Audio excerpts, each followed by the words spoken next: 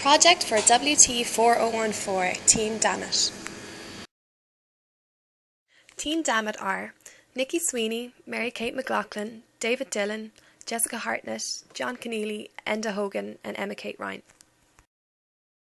The brief for this project was to design an earth berm to protect the Thomond Village student accommodation complex against flooding. After a few brainstorming sessions in the PBL studio, we visited the site to dig some trial pits so we could establish if we had suitable soil with which to build our berm. The brief for this project was to design an earth berm to protect the Thomond Village student accommodation complex against flooding. After a few brainstorming sessions in the PBL studio, we visited the site to dig some trial pits so we could establish if we had suitable soil with which to build our berm. Site investigation. From the knowledge we had before visiting the site, we knew that the site has been exposed to flooding before and that it was located near a stream. However, due to our inability to obtain results of trial pit 2 and the oversight of not obtaining trial pit logs in the area, we were not able to gain a comprehensive 3D model of the site, i.e. have a longitudinal ground profile prepared. We carried out a series of tests in the lab. We started our investigation on site and took to the soils lab and made some calculations. We used this information to come to our final design. But first, we need to show you how we got there.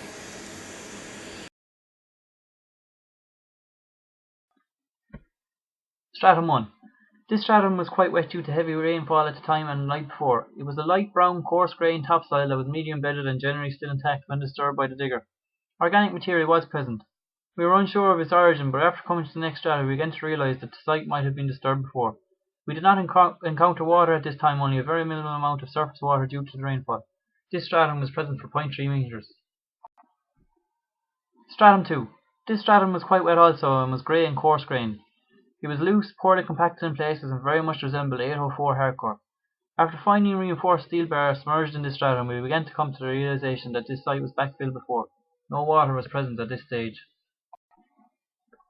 Stratum 3. This stratum was a wet, light brown, fine-grained, cohesive, sticky, light clay silt most likely formed by the weathering of rocks containing feldspars and mica. The trial pit began to get stiffer for the digger bucket at this point. No water was present and still above the water table. Stratum 4. This stratum was a wet, dark brown, fine-grained, cohesive, sticky, dark clay silt with large surface area, most likely formed by the weathering rocks containing feldspars and mica. We performed a vein test at this point and got 60 kilopascals in situ and 11 kilopascals when disturbed. This opened our eyes to the sensitivity of clay when disturbed in regards to shear strength. We began to hit purged water because of the presence of clay, but we were still above the water table. Stratum 5. This stratum was a saturated pink, brown, grey, stiff clay soil which could not be moulded by fingers and was difficult to pick. It had a large surface area that was formed by the weathering of rock, feldspars and mica. We had trouble even getting a sample with a spade due to this soil's toughness. We realised that this soil would be fantastic to compact because of its large surface area and stiffness. We used this sample 3.1 metres down for the Proctor test, specifically gravity test, wet sieve test and CBR test.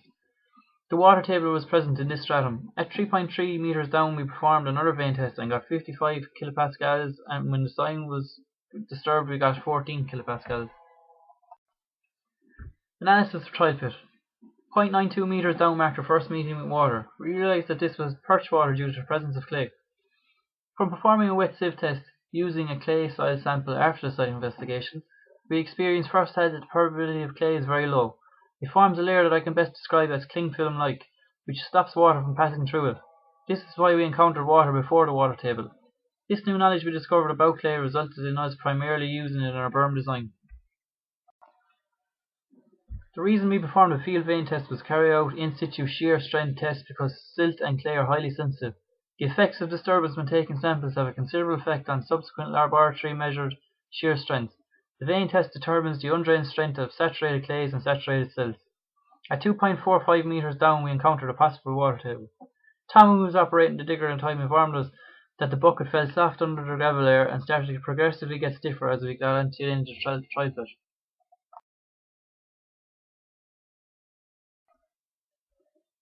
We undertook the CBR test to see the low bearing capacity of our clay soil sample, which is represented here in the graph.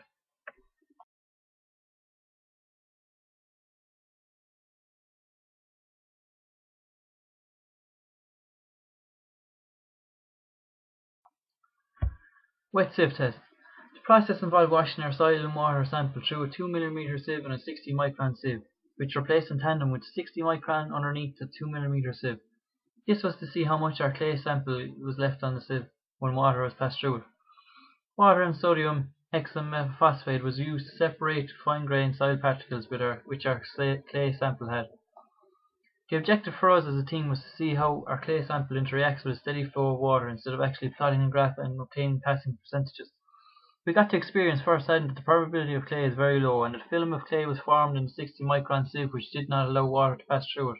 We found this test very insightful and formed the main reason behind using clay in our berm design.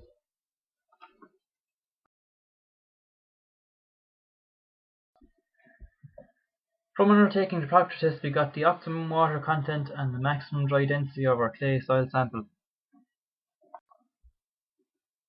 Compaction is the process by which the bulk density of an aggregate of matter is increased by driving out the air. We undertook this lab test to find out how and what size we would compact clay in our berm.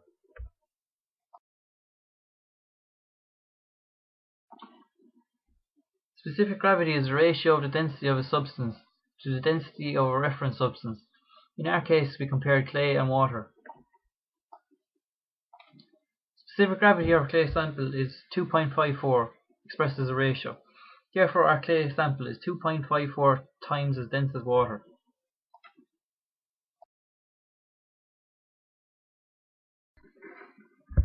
By calculating the moisture content within the soil, we were able to classify the soil available for our berm and determine if it was suitable for the job at hand or if soil would need to be brought from somewhere else.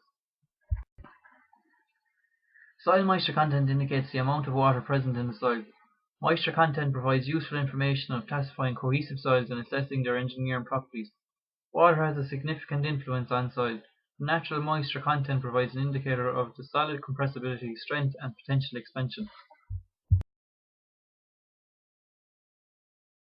To cater for predicted water level rises and increased frequency of flooding, the university is constructing an earth berm around the Thomond Village complex. A suitable site has been identified as a possible source of borrowed material for the berm.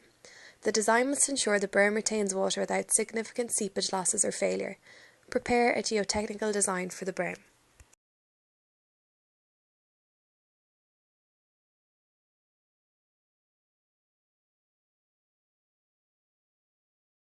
In the design of our berm, we address the following issues.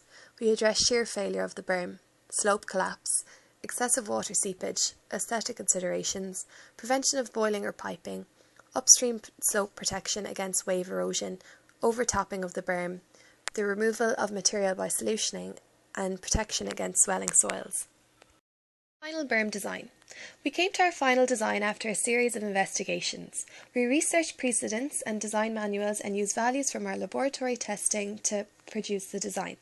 The design incorporates a central impervious layer of clay. This core serves to reduce the phreatic surface of the soil to 1/3 of its original height or less. This core is enclosed by a semi-pervious layer of silty clay, which encloses and supports the internal clay layer. This is covered with a rock riprap on the upstream slope of the berm to protect the slope against wave erosion. On the downstream slope there is a layer of rock. This layer serves to protect the berm and add an extra weight to prevent piping and boiling of the berm. We have included a filter in the berm which serves to reduce the phreatic surface of the soil further. At this point the seepage forces have lost a lot of energy and the large air voids in the sand, gravel and boulder mixture will reduce their energy even further. The berm has slopes of 45 degrees on each side for stability.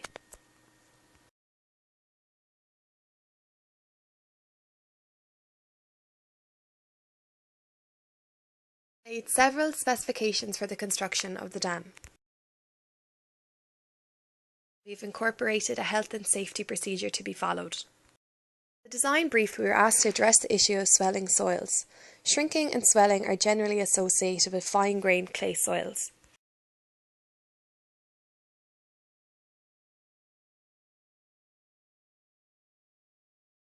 Several parameters to be monitored when addressing the issue of swelling soils. These are pore water pressure and core permeability, total stress at contact between embankment and structure, strain within embankment, horizontal deformation, vertical deformation in settlements, other settlements, differential settlements between zones of different compressibility.